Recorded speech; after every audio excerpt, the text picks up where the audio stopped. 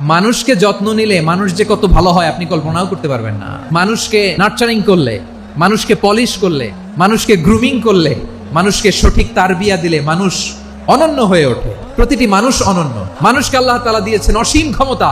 মানুষ যা কল্পনা করতে পারে মানুষ তা করে দেখাতে পারে। মানুষের কাছে অসাধ্য কিছু নাই, মৃত্যু ছাড়া, এক্সেপ্ট ডেথ। তোমার জন্ম হয়েছে জিতার জন্য, বিজয়ের জন্য তোমার জন্ম। মানুষের শুরুটাই হয় বিজয় দিয়ে।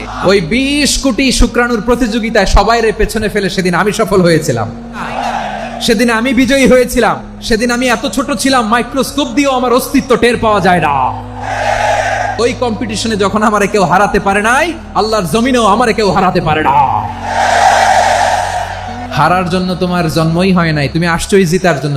একটা কথা জীবনের সাথে সেট করে নিতে হবে, আমি জিতি নয় শিখি, আমি কখনো হারি না। মা বাবা যারা এসেছেন, আপনার ছেলে মেয়ের যত্ন নেন। আপনার ছেলের মধ্যে যে কি পটেনশিয়াল আপনি জানেন না। আমার যে মা বোনেরা আছেন, ছেলে মেয়েদেরকে কখনো ছোট করে কথা বলবেন না। ও যে কোথায় যাবে আপনি জানেন না। আপনি মা হয়ে তাকে সাহস দিবেন, তার কল্পনার জগৎটাকে সাজাতে তাকে উৎসাহিত করবেন। ঠিক কিনা বলেন?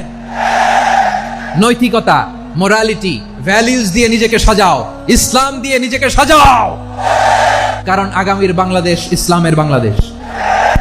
তাহলে মানুষের চেয়ে সেরা কেউ হতে পারে? মানুষের চেয়ে অনন্য কেউ হতে পারে? মানুষকে কেউ হারাতে পারে? আমি তুমি অনন্য, আমাকে তোমাকে হারায়া দেওয়া এত সহজ না। ঠিক কিনা?